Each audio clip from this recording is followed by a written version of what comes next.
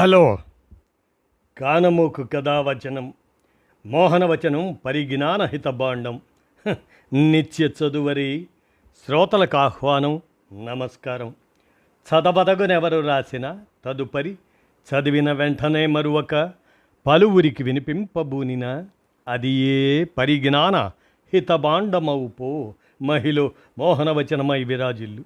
పరిజ్ఞాన హితబాండం లక్ష్యం ప్రతివారీ సమాచార హక్కు, తెలుసుకునే హక్కు కూడా జీవించే హక్కుతో సమానం. ఆ స్ఫూర్తితోనే ఇప్పుడు మిత్రుడు కెవి కృష్ణయ్య విరచిత విశ్లేషణాంశం స్వతంత్ర ప్రజాస్వామ్య భారతదేశంలో వలసవాద పరిపాలన అవశేషాలు అనేటువంటి ఈ అంశాన్ని మన కానమోకు కథావచనం శ్రోతలకు మీ కానమోకు స్వరంలో వినిపిస్తాను, వినండి. స్వతంత్ర ప్రజాస్వామ్య భారతదేశంలో వలసవాద పరిపాలన అవశేషాలు. ఇక వినండి ఈ అంశాన్ని. ప్రజాస్వామ్య భారతదేశంలో వలసవాద పరిపాలన మనస్తత్వం. భారతదేశంలో ప్రభుత్వ ఉద్యోగుల హక్కులు, సేవా నియమాలు, పరిపాలన క్రమశిక్షణ మరియు ఉద్యోగి రాష్ట్ర సంబంధాలపై చర్చలు సాధారణంగా భారత రాజ్యాంగం అమల్లోకి వచ్చిన 1950 సంవత్సరం నుండి ప్రారంభమవుతాయి. కానీ ఈ చర్చను పూర్తిగా అర్థం చేసుకోవాలంటే దాని మూలాలను అంతకంటే ముందుకు వలస పాలనా కాలానికి, ముఖ్యంగా ఈస్ట్ ఇండియా కంపెనీ పరిపాలన నిర్మాణం వరకు తీసుకెళ్లాల్సిన అవసరం ఉంది. ఎందుకంటే పరిపాలనా వ్యవస్థలు కేవలం చట్టాల ద్వారా మాత్రమే నిర్మితమవు. వాటి వెనుక ఒక నిర్దిష్ట రాజకీయ తత్వం, అధికార నిర్మాణం, పాలనా లక్ష్యం మరియు మానవ స్వభావంపై ఉన్న కొన్ని ప్రాథమిక ఊహాగానాలు ఉంటాయి. చట్టాలు బాహ్య రూపాన్ని ఇస్తే తత్వం వాటి అంతర్గత ఆత్మను నిర్దేశిస్తుంది. నేటి భారతదేశంలో అమల్లో ఉన్న కొన్ని సేవా నియమాలు, నియంత్రణలు, అలాగే ఉద్యోగి ప్రభుత్వ సంబంధాలను పరిశీలించినప్పుడు ఒక ప్రశ్న సహజంగానే తలెత్తుతుంది.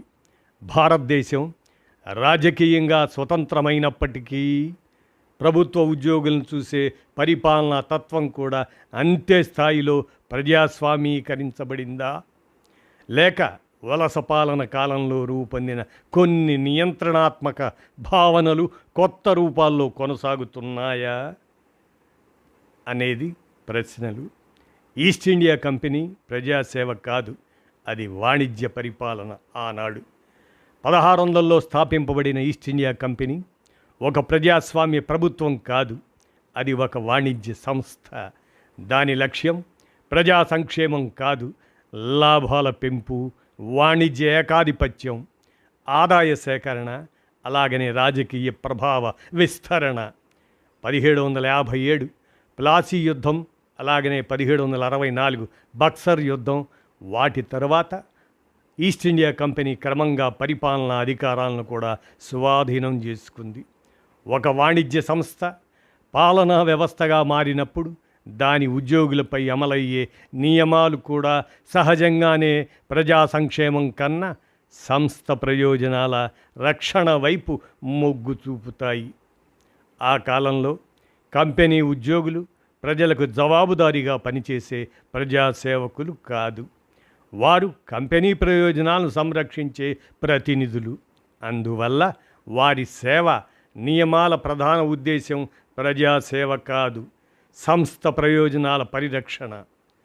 మరి అవినీతి భయం నుండి అనుమాన ఆధారిత పరిపాలన వరకు అదే క్రియ. 18వ శతాబ్దంలో కంపెనీ పాలన ఒక తీవ్రమైన సమస్యను ఎదుర్కొంది. అనేక కంపెనీ ఉద్యోగులు వ్యక్తిగత వ్యాపారాలు, స్థానిక పాలకులతో రహస్య ఒప్పందాలు మరియు వ్యక్తిగత లాభాల ద్వారా భారీ ఆస్తులను కూడబెట్టడం ప్రారంభించారు.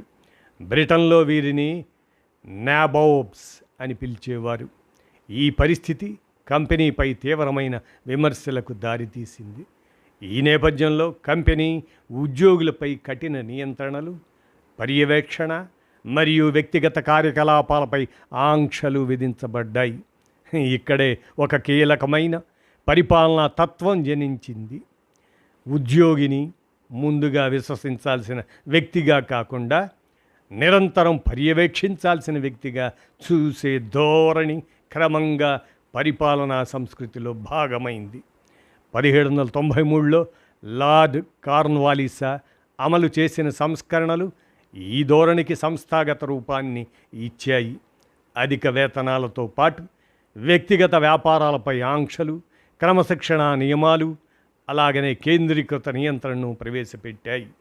అవినీతిని తగ్గించడంలో ఈ చర్యలు కొంతవరకు విజయవంతమైనప్పటికీ ఉద్యోగిపై నిరంతర నియంత్రణ అవసరమనే భావనను కూడా బలపరిచాయి. ఇదే భావన తరువాతి వలస పాలనా యంత్రాంగానికి ఒక ప్రాథమిక సూత్రంగా మారింది. బ్రిటిష్ రాజ్ పౌరుడు కాదు, పరిపాలనా సాధనం. 1858లో బ్రిటిష్ క్రౌన్ భారత పరిపాలనను నేరుగా తన చేతుల్లోకి తీసుకున్న తరువాత అప్పుడు కూడా ఈ ధోరణి కొనసాగింది. బ్రిటిష్ రాజు యొక్క ప్రధాన లక్ష్యం ప్రజాస్వామ్య భాగస్వామ్యం కాదు, సామ్రాజ్య స్థిరత్వం, శాంతి భద్రతలు, అలాగనే రెవెన్యూ పరిరక్షణ. అందువల్ల ఉద్యోగిని స్వతంత్ర ఆలోచనలు గల పౌరుడిగా కాకుండా పరిపాలనా యంత్రాంగంలోని ఒక భాగంగా, ఒక అమలు సాధనంగా చూసే దృక్పథం మరింత బలపడింది. వలస పాలనలో ఉద్యోగి యొక్క వ్యక్తిత్వం కంటే విధేయతకు ఎక్కువ ప్రాధాన్యం ఉండేది. స్వేచ్ఛ కంటే క్రమశిక్షణ, విమర్శ కంటే విధేయత, విశ్వాసం కంటే నియంత్రణ ముఖ్యమైనవిగా పరిగణించబడ్డాయి. ఇక స్వాతంత్ర్యం, రాజకీయ విప్లవం, పరిపాలనా కొనసాగింపు అనేది పరిశీలించుకుంటే మనం 1947లో భారతదేశం స్వాతంత్రం సాధించింది. కానీ స్వాతంత్రం వచ్చిన మరుసటి రోజు దేశం ఎదుట ఒక అత్యంత ఆచరణాత్మక ప్రశ్న నిలిచింది. ఇంత పెద్ద దేశాన్ని వెంటనే ఎవరు పరిపాలిస్తారు? ఆ సందర్భంలో భారత నాయకత్వం ఇప్పటికే ఉన్న యంత్రాంగాన్ని కొనసాగించే నిర్ణయం తీసుకుంది. జిల్లా కలెక్టర్లు, రెవెన్యూ వ్యవస్థ, పోలీస్ వ్యవస్థ, సచివాలయ వ్యవస్థ మరియు సేవా నియమాల పెద్ద భాగం కొనసాగాయి. ఇది అప్పటి పరిస్థితుల్లో ఒక ఆచరణాత్మక నిర్ణయం. అయితే ఇక్కడే ఒక ఆసక్తికరమైన వైరుధ్యం కనిపిస్తుంది. రాజకీయ వ్యవస్థ మారింది, రాజ్యాంగం మారింది, పౌరసత్వ భావన మారింది. కానీ ఉద్యోగి రాష్ట్ర సంబంధాన్ని చూసే పరిపాలనా దృక్పథం ఎంతవరకు మారింది అనేది ప్రశ్న. రాజ్యాంగం తెచ్చిన కొత్త తాత్విక దిశను పరిశీలిస్తే 1950లో అమల్లోకి వచ్చిన భారత రాజ్యాంగం వలస పాలనకు భిన్నమైన ఒక కొత్త తాత్విక పునాదిని ప్రతిపాదించింది. వలస పాలనలో రాష్ట్రం కేంద్రం అయితే రాజ్యాంగంలో పౌరుడు కేంద్రం. వలస పాలనలో విధేయత ప్రధాన విలువ అయితే రాజ్యాంగంలో స్వేచ్ఛ ప్రధాన విలువ. వలస పాలనలో నియంత్రణ ప్రధాన లక్ష్యం, రాజ్యాంగంలో గౌరవప్రదమైన జీవితం ప్రధాన లక్ష్యం. రాజ్యాంగం మొదటిసారిగా రాష్ట్రం ప్రజల కోసం ఉందని, ప్రజలు రాష్ట్రం కోసం కాదని స్పష్టం చేసింది. ఆర్టికల్ 14 సమానత్వాన్ని, ఆర్టికల్ 19 స్వేచ్ఛలను, ఆర్టికల్ 21 గౌరవప్రద జీవన హక్కును ప్రతి పౌరుడికి హామీనిచ్చాయి. ప్రభుత్వ ఉద్యోగులు కూడా భారత పౌరులే. వారు కూడా ఓటు వేస్తారు, పన్నులు చెల్లిస్తారు, చట్టం ముందు సమానులుగా ఉంటారు, రాజ్యాంగ రక్షణ పొందుతారు. ఇలాంటి క్రమంలో పౌరుడా లేక కేవలం ఉద్యోగియా అనేది పరిశీలిస్తే ఇక్కడే ఒక మౌన వైరుధ్యం ప్రారంభమవుతుంది. రాజ్యాంగం హక్కులు కలిగిన స్వతంత్ర పౌరుడిని ఊహిస్తే పరిపాలనా వ్యవస్థలోని కొన్ని భాగాలు ఇప్పటికీ నియంత్రించాల్సిన ఉద్యోగి అనే భావనను కొనసాగిస్తున్నాయనే విమర్శలు వినిపిస్తుంటాయి. ఇది అన్ని సేవా నియమాలకు వర్తించే వ్యాఖ్య కాదు. స్వాతంత్రం తరువాత అనేక సంస్కరణలు జరిగాయి. ఉద్యోగులకు చట్టపరమైన రక్షణలు పెరిగాయి, సేవా భద్రత బలపడింది. అయినప్పటికీ ఉద్యోగి వ్యక్తిగత స్వేచ్ఛలు, అదనపు ఆర్థిక కార్యకలాపాలు బాహ్యమేధోపరమైన కార్యకలాపాలు, అలాగనే ప్రజాభిప్రాయ వ్యక్తీకరణ వంటి అంశాలపై అమలవుతున్న కొన్ని నియంత్రణల వెనుక ఇప్పటికీ వలసకాలపు పరిపాలన ఆలోచన విధానాల ప్రభావం కనిపిస్తుందా అనే ప్రశ్న కొనసాగుతుంది. ఇక రాజకీయ తటస్థత లేక మౌనమా అనేది పరిశీలిస్తే ఈ చర్చలో రాజకీయ తటస్థత అనే అంశం కూడా కీలకం. ప్రజాస్వామ్యంలో పరిపాలన రాజకీయ తటస్థంగా ఉండాలి. ప్రభుత్వ ఉద్యోగి ఏ రాజకీయ పార్టీకి కాకుండా రాజ్యాంగానికి సేవ చేయాలి. అయితే రాజకీయ తటస్థత అంటే ప్రత్యక్ష రాజకీయ కార్యకలాపాలకు దూరంగా ఉండటమా, లేక ప్రజా విధానాలపై ఎలాంటి మేధోపరమైన చర్చ లేదా విమర్శ కూడా చేయకూడదా? ఈ రెండింటి మధ్య తేడా ఎక్కడ ఉంది? ఈ ప్రశ్నకు ఇప్పటికీ స్పష్టమైన సామాజిక ఏకాభిప్రాయం ఏర్పడలేదు. అదనపు ఆదాయం, సృజనాత్మకత, అలాగనే వ్యక్తిగత స్వేచ్ఛ. ఒక ఉద్యోగి తన అధికారాన్ని ఉపయోగించి వ్యక్తిగత లాభం పొందితే అది తప్పు. ప్రయోజనాల సంఘర్షణ, అవినీతి మరియు అధికార దుర్వినియోగం ప్రజాస్వామ్య వ్యవస్థలో అంగీకారయోగ్యం కాదు.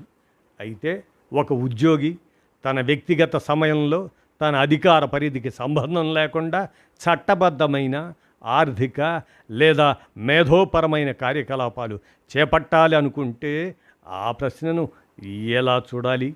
సమస్య వ్యాపారమా లేక అధికార దుర్వినియోగమా? ఈ రెండింటి మధ్య తేడాను స్పష్టంగా గుర్తించాల్సిన అవసరం ఉంది. మరి సమాన ప్రమాణాల ప్రశ్న గురించి ఆలోచిస్తే ప్రజాస్వామ్య వ్యవస్థలో వ్యాపార నేపథ్యం ఉన్న వ్యక్తులు ప్రజాప్రతినిధులుగా ఎన్నిక కావచ్చు.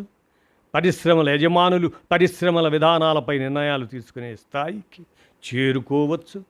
విద్యా సంస్థల నిర్వాహకులు విద్యారంగానికి సంబంధించిన బాధ్యతలు నిర్వహించవచ్చు. ప్రజాస్వామ్యం వారిని పూర్తిగా నిషేధించదు. అది వెల్లడింపు, పారదర్శకత, అలాగనే జవాబుదారీతనం ద్వారా వ్యవస్థను సమతుల్యం చేయడానికి ప్రయత్నిస్తుంది. అప్పుడు ఇదే తాత్విక దృక్పథాన్ని ఉద్యోగుల విషయంలో ఎంతవరకు అన్వయించవచ్చు అనే ప్రశ్న కూడా తలెత్తుతుంది. ప్రపంచం మారుతుంది. నిషేధం నుండి వెల్లడింపుకు ఆ దిశను పరిశీలిస్తే ప్రపంచంలోని అనేక ప్రజాస్వామ్య దేశాలు గత కొన్ని దశాబ్దాలలో నిషేధం అనే దృక్పథం నుండి వెల్లడింపు, అలాగనే జవాబుదారీతనం అనే దృక్పథం వైపు క్రమంగా పయనించాయి. ఒక ఉద్యోగి ఏమి చేస్తున్నాడు అనే ప్రశ్న కంటే అతను తన అధికారాన్ని దుర్వినియోగం చేస్తున్నాడా అనే ప్రశ్నకు ఎక్కువ ప్రాధాన్యం ఇవ్వడం ప్రారంభించాయి. ఈ మార్పు పరిపాలనా తత్వంలో ఒక కీలక పరిణామం. ఇక 21వ శతాబ్దపు భారతదేశం ముందున్న ప్రశ్న ఏమిటని పరిశీలిస్తే భారతదేశం కూడా సాంకేతికంగా, సంస్థాగతంగా, పరిపాలనాపరంగా భారీ మార్పులను చూసింది. డిజిటల్ గవర్నెన్స్, ఈ ఆఫీస్, బయోమెట్రిక్ వ్యవస్థలు, సామాజిక జవాబుదారీతనం వంటి అంశాలు పరిపాలనను ఆధునీకరించాయి. అయితే సేవా నియమాల వెనుక ఉన్న కొన్ని ప్రాథమిక తాత్విక ప్రశ్నలు ఇంకా సమగ్ర పునఃపరిశీలన కోసం ఎదురు చూస్తున్నాయి. ఇక రాజకీయ స్వాతంత్రం సరిపోతుందా అని పరిశీలిస్తే భారతదేశం రాజకీయంగా 1947లో స్వతంత్రమైంది. కానీ పరిపాలనా తత్వం కూడా అంతే స్థాయిలో ప్రజాస్వామీకరించబడిందా అనే ప్రశ్న ఇప్పటికీ తెరచి ఉంది. ఈ ప్రశ్నకు సమాధానం వెతకడం ఉద్యోగుల కోసం మాత్రమే కాదు, భారత ప్రజాస్వామ్యం తన సొంత పరిపక్వతను అంచనా వేసుకోవడానికి కూడా ఎంతో అవసరం. ఎందుకంటే ఒక దేశం నిజంగా స్వతంత్రమైందని చెప్పాలంటే కేవలం రాజకీయ అధికార బదిలీ సరిపోదు, పాలనాతత్వం కూడా స్వతంత్రమవ్వాలి.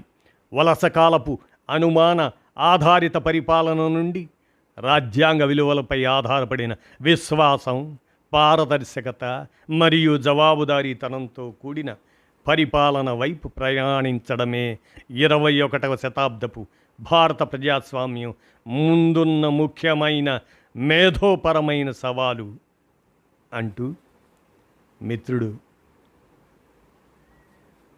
కేవి కృష్ణయ్య అందజేసిన ఈ అంశాన్ని మన కానమూకు కథావచన శ్రోతలకు అవగాహన నిమిత్తం వినిపించాను.